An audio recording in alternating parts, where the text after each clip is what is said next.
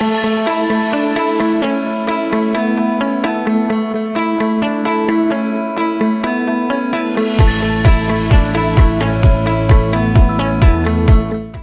avions participé au premier colloque l'année dernière où nous avions présenté au nom du Collège d'anesthésie quelques initiatives que nous avions prises et qui fonctionnent.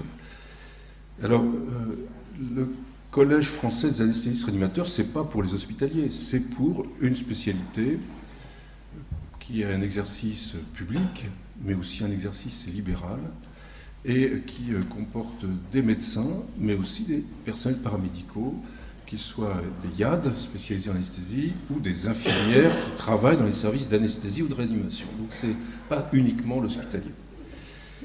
C'est une structure collégiale donc, qui regroupe toutes les formes d'exercice et qui regroupe toutes les structures syndicales, la collégiale des enseignants et syndicales publiques privées.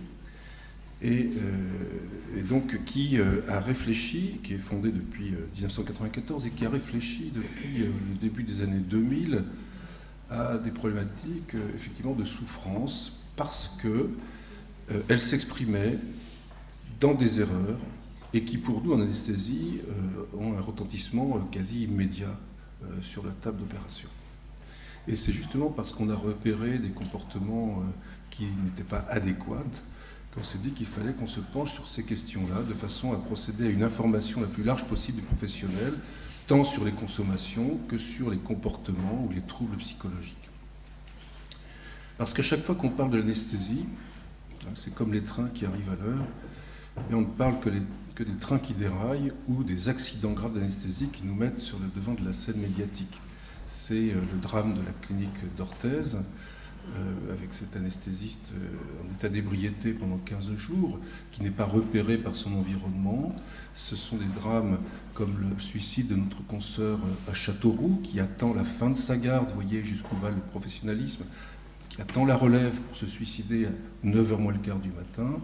Voilà, et on s'est dit que les anesthésistes avaient quand même autre chose à montrer que cela, et en tout cas une préoccupation marquée.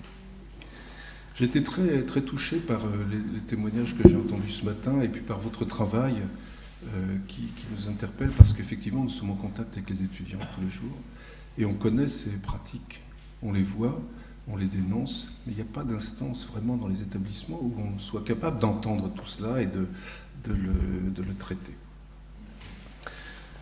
Alors le collège a mis en place en 2009, à la suite de 3 suicides d'anesthésistes en Alsace en 15 jours, la commission SMART qu'on m'a demandé de présider, et dont le but est de mettre en place un certain nombre d'outils pour que les professionnels s'approprient ces questions-là et puissent avoir de l'information et des outils qui leur permettent de traiter. Alors, on a présenté l'année dernière, il y a les autotests, il y a une base sur le site web et vous aurez toutes ces informations dans la petite revue qui se trouve dans vos pochettes. C'est un site très formatif. Allez le voir, c'est très intéressant, vous apprendrez plein de choses. Et nous l'avons fait en silo parce qu'on s'est dit que c'était plus facile de faire décoller une fusée qu'un paquebot. Et donc on a commencé par l'anesthésie parce qu'on a des réseaux et des relais verticaux qui fonctionnent très très bien et dans tous les congrès on distribue ces petites plaquettes d'information. Donc une cellule d'écoute, bien entendu, mais aussi tout ce qu'il y a sur le site web qui permet de comprendre qu'est-ce qu'il y a derrière ce qu'on appelle les risques psychosociaux, comment on devient malade de son travail et quels sont les dangers. Alors, aujourd'hui, on sait bien qu'il y a plein de structures. J'étais en contact assez rapidement avec l'association MO. Oui, il est là, Jean Thévenot. On s'était contacté par téléphone dès le début de notre initiative, parce que finalement, il y a plein de choses qu'il faut coordonner, bien évidemment. Et aujourd'hui, je voudrais insister sur une campagne que nous souhaitons. Alors, je ne sais pas si elle s'affiche bien à l'écran, mais malheureusement, elle est mal formatée. Ça fait partie du check que je n'ai pas bien fait avant. C'est dit docteur, t'as ton doc. Voilà, c'est une campagne nationale de sensibilisation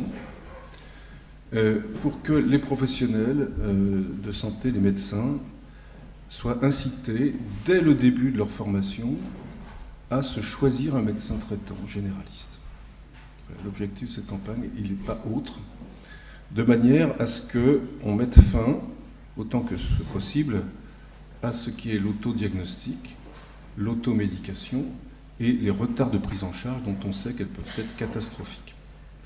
Et donc, si on ne fait pas ce que nous considérons comme étant un changement culturel, si on ne procède pas à ce changement culturel qui demande 15 ans, on sait bien que pour changer les cultures, il faut au moins 10 à 15 ans. Si on ne commence pas maintenant, eh bien on aura encore plus de retard. Alors, cette initiative, on souhaite qu'elle soit portée, on la lance bien entendu, mais on souhaite qu'elle soit soutenue et portée par l'ensemble des professionnels, toutes spécialités confondues. C'est pour cette raison que je me suis adressé au Collège de médecine générale, et j'espère que Pierre-Louis Druet, qui la représente aujourd'hui, soutiendra ce projet, et aussi à la Fédération des spécialités médicales, qui regroupe tous les CNP, tous